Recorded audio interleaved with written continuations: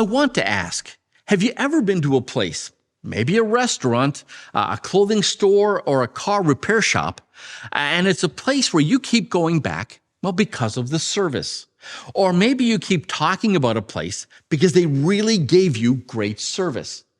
Back in 2005, I was attending a training seminar in Edmonton, Alberta. It was the last night of my stay in Edmonton, and I decided that I wanted to eat out at a restaurant. So I looked out my window, and I saw just down the street a restaurant called the Moosehead Restaurant. And I thought, okay, I'll try it out. I made my way over to the restaurant, and when I arrived, standing there at the door was the manager. She asked where I was from and if I'd ever been to the restaurant before. I told her my story, and she turned to one of her staff and she said, "Make sure this man gets the full Moosehead experience." And for the next hour and a half, I was treated like royalty. They catered to my every whim. The manager stopped by later on just to make sure that her staff were taking care of my every need. The food was fantastic, but the service was out of this world. So much so, here I am talking about it years later. Here's why I tell this story.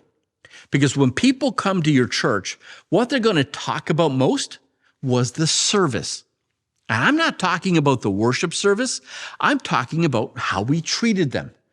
We can have the best praise teams. We can serve up the best spiritual food. We can preach an amazing message and have a heart-rendering special music. But none of that matters if we have the lousy service. Don't get me wrong, a powerful and inspirational worship service is important. There's a place for that.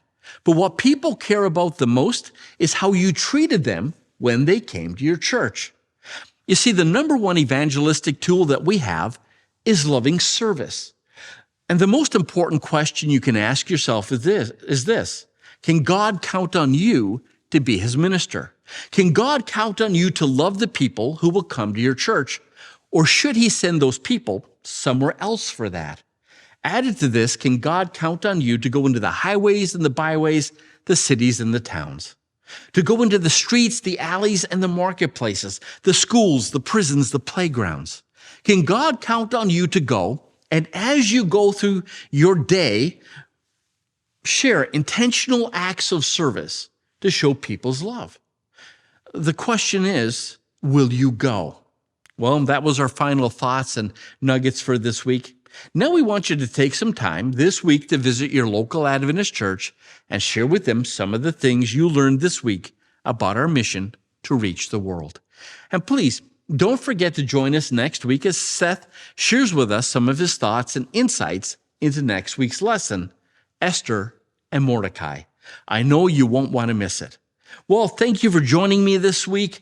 God bless. Happy Sabbath to come. We'll see you next week.